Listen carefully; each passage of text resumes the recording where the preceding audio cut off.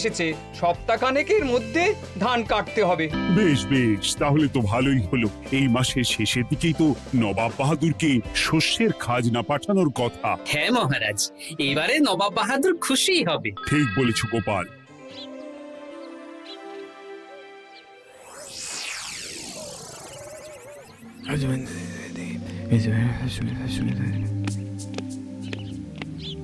প্রণাম খাম্বাজরাজ। ওই তো কৃষ্ণনগরের মন্ত্রী চলে এসেছে। ও, এর কথাই তুমি বলেছিলে? হ্যাঁ, ওই রাজ্যের সব খবরাখবর আমায় দেয়। ইনি কে? ইনি হলেন জমিদার কেশকান্ত বর্মন, আমার রাজ্যেরই দক্ষিণ পশ্চিম গ্রামের জমিদার, আমার প্রিয় বন্ধু। নামটা বেশ অন্যরকম, কেশকান্ত। আসলে ওদের বংশ পরম্পরায় সকলের উন্নত ঘন কেশ আছে, তাই ওদের পরিবারের সবারও নামে একটা করে কেশ আছে। আমি খাম্বাজ রাজের সৌমিত্র এবং সুপরামর্শদাতা। কিছুদিন আগে আমার মাথায় খুব খুশকি হচ্ছিল, মাথার চুল পাতলা হয়ে আসছিল। কিন্তু আমার পরামর্শে একটা তেল মাখতেই মহারাজের মাথার চুল এখন ঘন হয়ে উঠেছে, আর কোনো সমস্যা নেই। বাহ বাহ বাহ, ভালো ভালো ভালো। এবার তাহলে কাজের কথাটা বলে দিন। এবারে তো শুনলাম তোমাদের রাজ্যে অনেক ধান উৎপাদন হয়েছে, তাই স্বাভাবিকভাবে নবাব বাহাদুরের কাছে রাজস্ব অনেক বেশি দেবে, কি তাই তো? হ্যাঁ, এবারে রাজস্ব দানে কৃষ্ণনগরই প্রথম হবে। না, তা হবে না।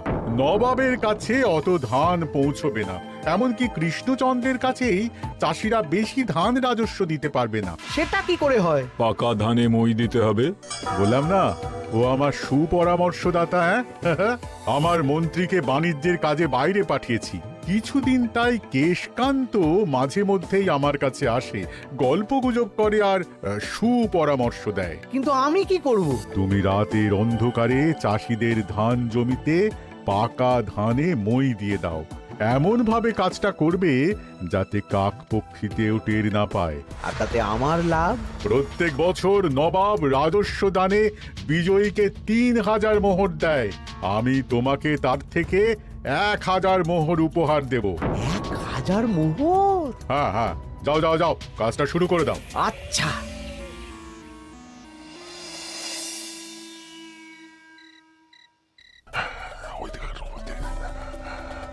তাহলে আর দেরি কেন, মন্ত্রী মশাই কথা মতো কাজ শুরু কর। হ্যাঁ চল।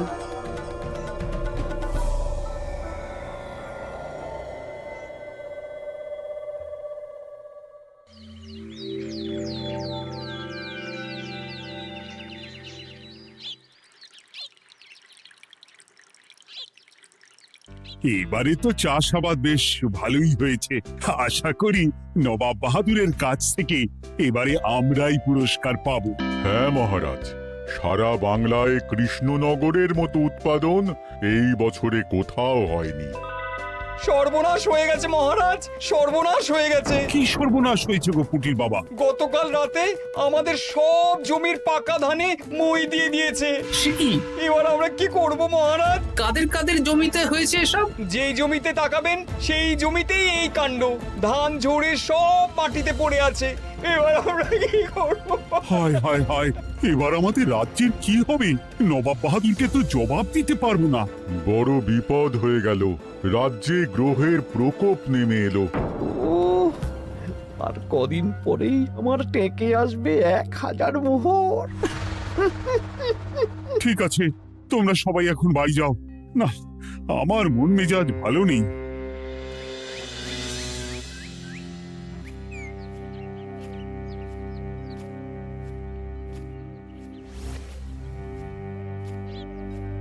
ওগো, তুমি শুনেছো কি হয়েছে? পুঁটির মা হাউ হাউ করে কাঁদছিল গো। হ্যাঁ গিন্নি, পুঁটির বাবা কয়েকজন চাষি ভাইদের নিয়ে রাজসভায় এসেছিল। শুনলাম রাতারাতি কে বা কারা চাষ জমিতে পাকা ধানে মই দিয়েছে। কত বড় সর্বনাশ হয়ে গেল বলো, কি হবে গো? কি যে হবে ভগবান জানে। বলি তুমি পারলে না পুঁটিদের একটু সাহায্য করো। হ্যাঁ, আমি মনে মনে ভেবেই রেখেছি বুঝলে, এবার বেতন পেলে পুঁটিদের বাড়িতে মাসোহারার জিনিসপত্র দিয়ে আসবো। নবাব বাহাদুরের কাছে মহারাজ খাজনা কিভাবে দেবেন? সেটাই তো বুঝতে পারছি না। আপনি এত চিন্তা করবেন না। রাজবাড়ির ভাড়ার থেকে আপাতত কিছু বস্তা ধান পাঠানোর ব্যবস্থা করুন, তারপর নবাব বাহাদুরের কাছে গিয়ে বলবেন, আস্তে আস্তে সব দিয়ে দেবেন মহারাজ। তাই করতে হবে, তাছাড়া তো আর অন্য কোনো উপায় দেখতে পাচ্ছি না। কিন্তু এবারে আর আমাদের মান রক্ষা হবে না। দেখি 2-1 দিনের মধ্যেই যতটা সম্ভব ভাড়া থেকে ধান পাঠানোর ব্যবস্থা করব।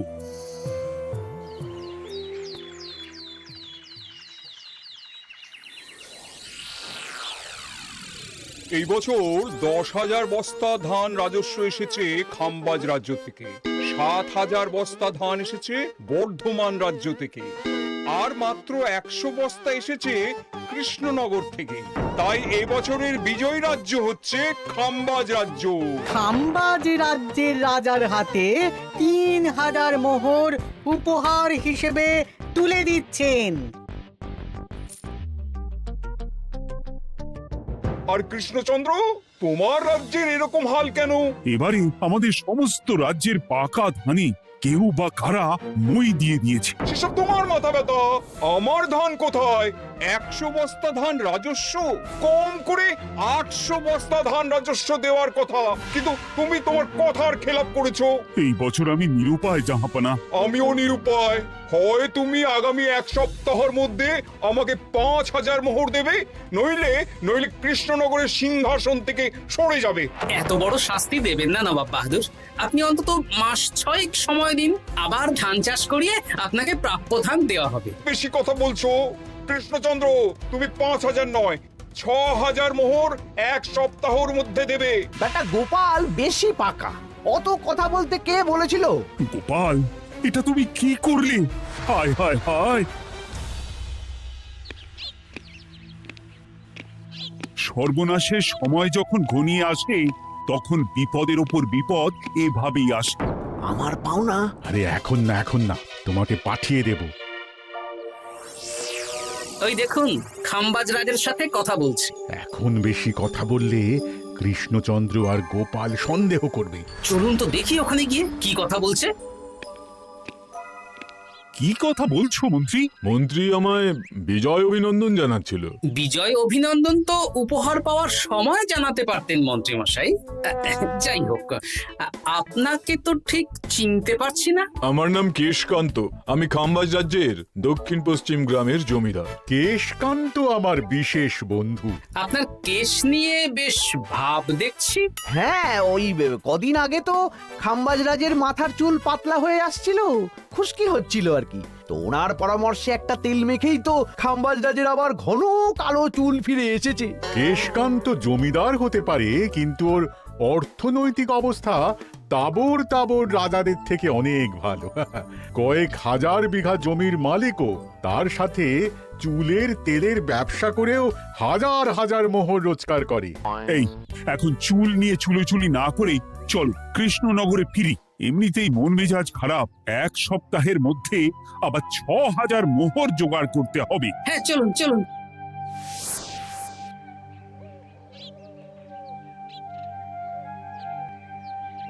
আচ্ছা মন্ত্রীমশাই, আপনি এই কেশকান্ত জমিদারের ব্যাপারে এত কিছু জানলেন কি করে?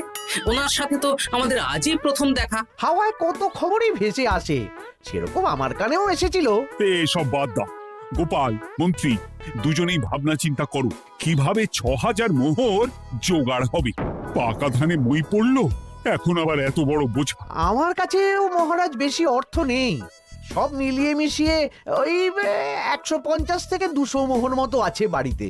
যদি বেশি থাকতো আমি আপনাকে নিশ্চয়ই সাহায্য করতাম মহারাজ। তাও করতেন কিনা সন্দেহ। তুমি চুপ করো।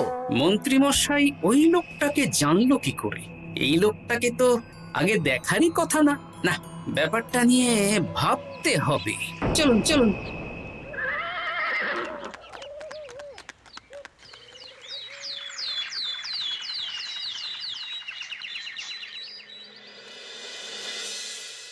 বুঝলে গিন্নি, 1 সপ্তাহের মধ্যে মহারাজকে 6,000 মোহর জোগাড় করতেই হবে, নইলে সিংহাসন ছাড়তে হবে। এখন কিন্তু আমাদের উচিত মহারাজের পাশে দাঁড়ানো। কিছু ভেবেছো কি? আপাতত আমার বিয়েতে পাওয়া আংটি বন্ধক রাখবো, আর তুমি যদি... হ্যাঁ, আমার যে দুটো গয়নাগাটি আছে ওগুলো বন্ধক রাখো, পরে আস্তে আস্তে ছাড়িয়ে নেবো খন। দেখি, বাকি সভাসদদেরকেও বলবো, যে যতটা পারে। তারপর ভগবানই ভরসা।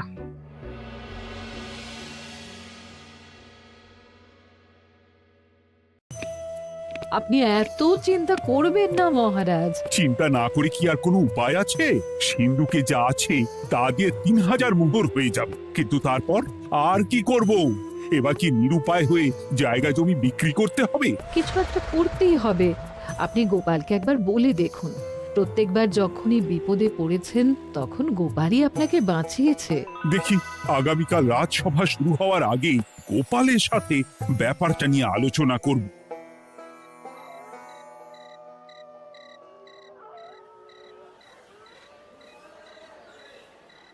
এই যে শ্যাকরা, কি করছো? এই তো, বলুন। শোনো, আমার গিন্নির জন্য একটা হীরের হার বানাতে হবে, ওই 1000 মোহরের মধ্যে।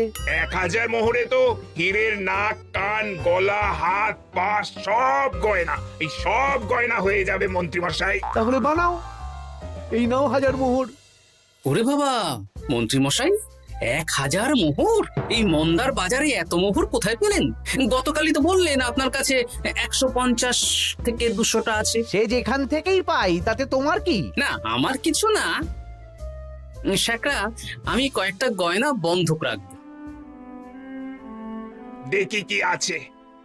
এই সব মিলিয়ে এতে আমি 15 মোহর দিতে পারবো। বেশ, তাই দাও। আমি আমি ধীরে ধীরে শোধ করে গয়নাগুলো ছাড়িয়ে নেব। হ্যাঁ, মন্ত্রীর ব্যবহারগুলো বেশ সন্দেহজনক লাগছে। দেখি, গুপ্তচরকে কাজে লাগাতে হবে। মন্ত্রীর পিছনে ছায়ার মতো লেলিয়ে দিতে হবে।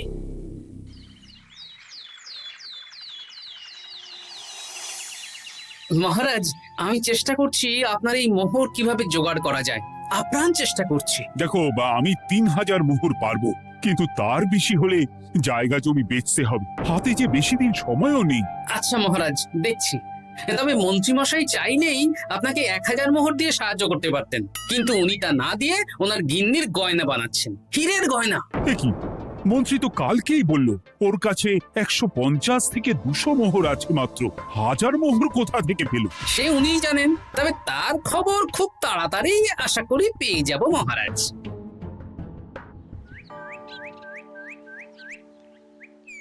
কাজটা একদম ঠিক করলেন না মন্ত্রী মশাই। আপনার কথা শুনে আমরা সবার জমির পাকা ধানে মই দিলাম, কিন্তু আমরা একটা পয়সা পেলাম না। আপনি যে এই কাজ করার জন্য খাম্বাজ রাজার কাছ থেকে ওই 1000 মোহর উপহার পেলেন, সেটা দিয়ে গিন্নির গয়না বানাতে দিলেন, কিন্তু আমাদের বেলায় লবডঙ্কা। এ তোদেরকেও দেবো, একটু সবুর কর, আগে গিন্নির মাথাটা ঠান্ডা করি।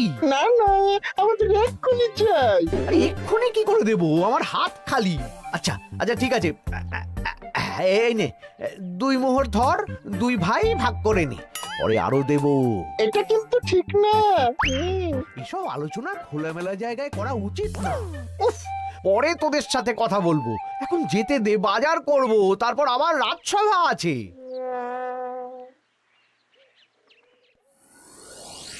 আচ্ছা, এই ব্যাপারটা মহারাজকে আর গোপাল দাদাকে জানাতে হবে।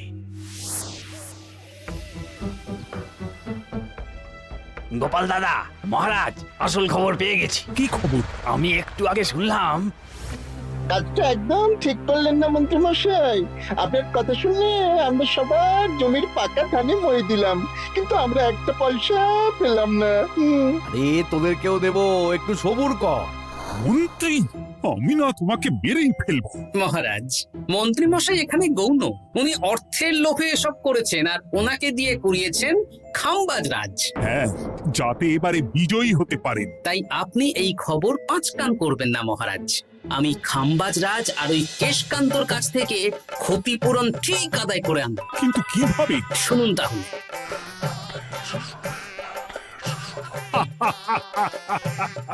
দারুণ বুদ্ধি। তাহলে এখন আসি মহারাজ, কাউকে কিচ্ছু বলার দরকার নেই। আপনি শুধু আগামীকাল সন্ধেবেলা খাম্বাজ রাজের দরবারে চলে আসুন, পারলে নবাব বাহাদুরকেও সঙ্গে করে নিয়ে আসুন। হ্যাঁ,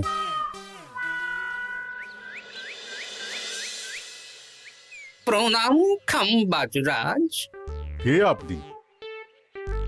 আমি হতাশ রঞ্জন, পশ্চিমে থাকি। কি চাই বলুন? কিছু চাই না, তবে একটা কথা শুনলাম তাই বলতে এলাম। কি কথা? আমি শুনলাম মহারাজ আপনার মাথার চুলগুলো সব নকল। আমার এত সুন্দর চুল সব নকল? ফাজলামো হচ্ছে। আমি যদি প্রমাণ করে দিই আপনার চুল নকল, তাহলে কি? তাহলে আপনি আমাকে 100 মোহর দেবেন, আর প্রমাণ না করতে পারলে আমি আপনাকে 100 মোহর দেব। বেশ, দেখো, এক্ষুনি দেখো, আমারই তো 100 মোহর লাভ হবে। এখন না, এখন না, আজ সন্ধে বেলায়। বেশ বেশ, তখনই এসো। এবারে জমিদার কেশকান্তর বাড়ি যেতে হবে।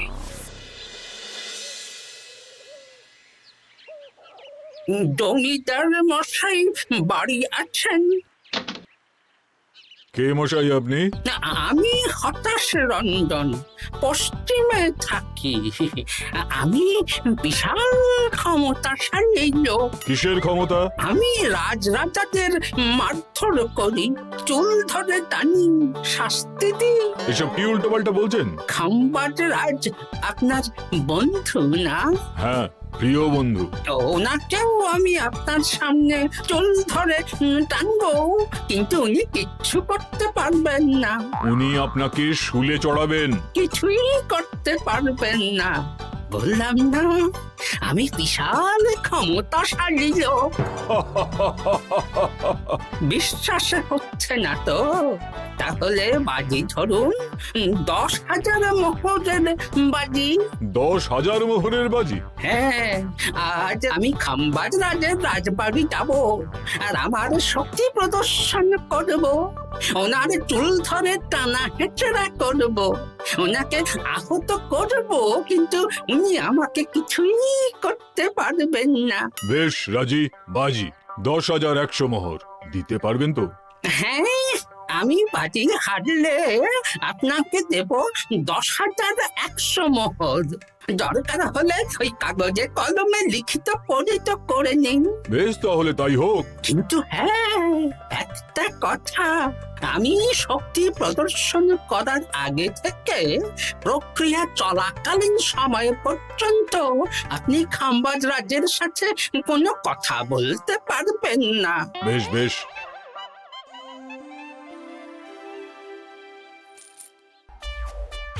তাহলে শুরু করি। শুরু করো। এবার আমি প্রমাণ করেই ছাড়বো।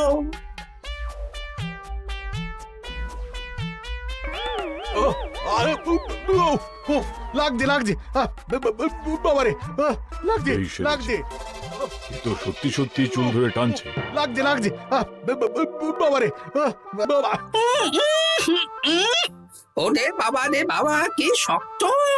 এ কি, খাম্বাজরাজ কিছুই তো বলছেন না। তাহলে কি আমি হেরে গেলাম? না না খাম্বাজ রাজ, আমার ধারণা ভুল, যা শুনেছি তাও ভুল। এবার বিশ্বাস হলো তো? দাও দাও, এবারে 100 মোহর দাও। দিন কেশকান্ত মশাই, আমাকে 10,100 মোহর দিন। এ কি, ও তোমাকে 10,100 মোহর কেন দেবে? ওনার সাথেও তো বাজি ধরেছিলাম। কি বাজি? আপনার এখান থেকে বেরিয়ে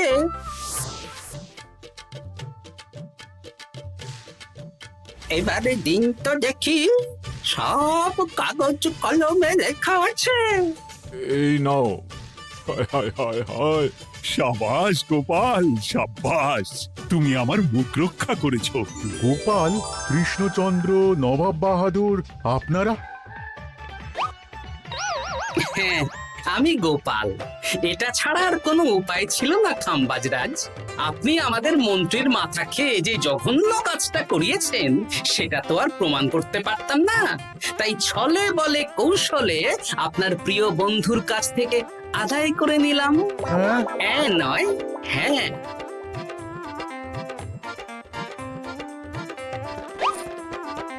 এই নিন মহারাজ।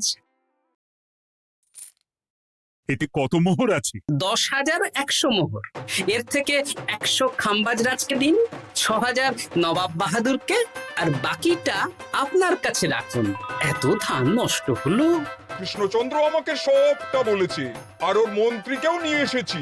ধোলাই খেয়েই সব বলে দিয়েছে। এই কে আছো? কৃষ্ণনগরে মন্ত্রীকে নিয়ে এসো।